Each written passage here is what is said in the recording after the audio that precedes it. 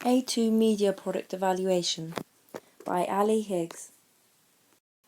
So the first question is, in what ways does your media product use, develop or challenge forms and conventions of real media products? So when I was preparing for my trailer, I decided that I would like to do a thriller, horror kind of genre. So from then I thought it would be appropriate to watch other trailers with a similar genre to that of mine in order to illustrate to the audience that my trailer was following the conventional rules of a thriller. So, for example, I looked at the trailer about Shrooms, which is about a group of friends are out in the wild, kind of the same kind of storyline to mine. My media product, in fact, used the same convention that is used in Shrooms, with its use of titles throughout the action, throughout complementing the action and alluding to the narrative. So, for example, there's an allusion to experience a high, and I found this is effective in thrillers, which I thought I would use in my trailer, as it gradually builds the tension which is typically expected in a trailer.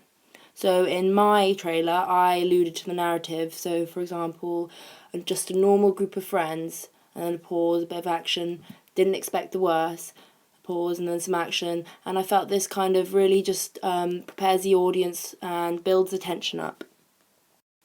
However, I did feel I particularly challenged the convention of putting a male protagonist in danger. So in my trailer, my protagonist is a male. Typically, the protagonist is usually a girl or a woman who is in danger and seen to be in a position of vulnerability.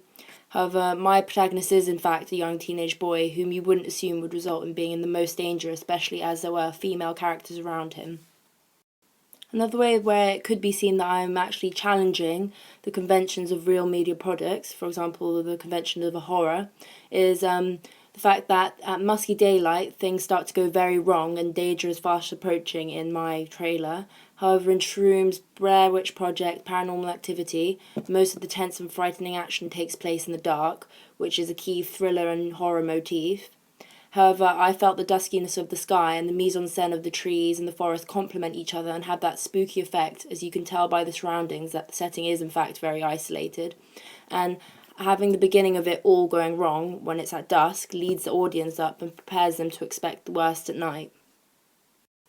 And finally, my last point on this question is that I feel the convention of a manually held camera, which is used in the Blair Witch Project, adds to the reality of the narrative, and especially it being a thriller and horror, it involves the audience, making it that bit more terrifying. Although most of my trailer is in fact filmed with a camera on a stand, at times it was appropriate to manually hold the camera. For example, in my last scene with the protagonist, when he's shouting for his friends, the shakiness and the effect of the manually held camera helps place the audience into position and in the realm of the protagonist. He's confused, he's scared, he's on edge, he's all over the place. This itself involves the audience, and it creates an alarming effect at the end of my trailer and it allows the audience to have ambiguous thoughts on what happens next. So question number 2 is, how effective is the combination of your main product and ancillary tasks? So I'll begin with my poster. So I feel my poster tells another story, and it follows on from my cliffhanger after my trailer when he's shouting for his friends, and it kind of finishes there. And it continues a narrative but not giving too much away.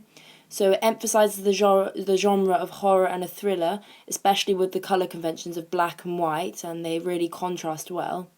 My trailer begins off really innocent and kind of friends together, but progressively gets darker and darker and progresses into involving horror and thriller-like conventions which are portrayed through my poster. So, for example, him being tied up connotes possible torture, and not being able to shout for help connotes possible weakness, isolation, helplessness of my protagonist, which is a typical convention of a horror. Now I'll talk about my magazine cover, and I feel that my magazine cover complements my film's overall style, as my film is aimed at a niche target audience, people who are usually into independent Dogma 95 kind of homemade films in comparison to the typical massive big hit Hollywood films like Captain Phillips and those ones who are in the cinemas. If mine was to star in a cinema, it would kind of be somewhere like the Phoenix, so somewhere really low budget kind of place. My magazine cover includes elements of appealing to my target audience, not only with an interview with the lead character in my film, but it also reveals editing tips, producing tips, and more. And I feel that my magazine complements my main product hugely, as it's another way of targeting my specific audience appropriately. Okay, so question number 3. What have you learned from your audience's feedback? I felt that the audience feedback, which I got when I presented my very draft trailer, I found it very, very helpful, as I really took on what my peers had said to me. And I got feedback such as, I learned the titles throughout my trailer worked really well and complemented my piece appropriately, as it helped lead up to the climactic end and significantly leaves my trailer with a cliffhanger. And I got feedback that this really worked well, it complemented my piece, it built the drama up, and I felt this really did complement my overall genre, which is horror and thriller.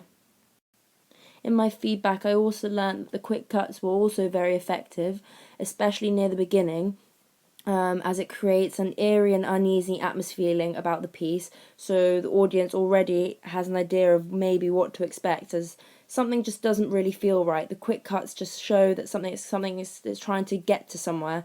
This draws the audience into paying attention to every little scene that may explain something hidden in the narrative, perhaps. When I presented my trailer to my audience, it was unfinished. One part of the reason why it was unfinished is because it didn't have a soundtrack yet. I found finding and the soundtrack was probably the most difficult part of my trailer.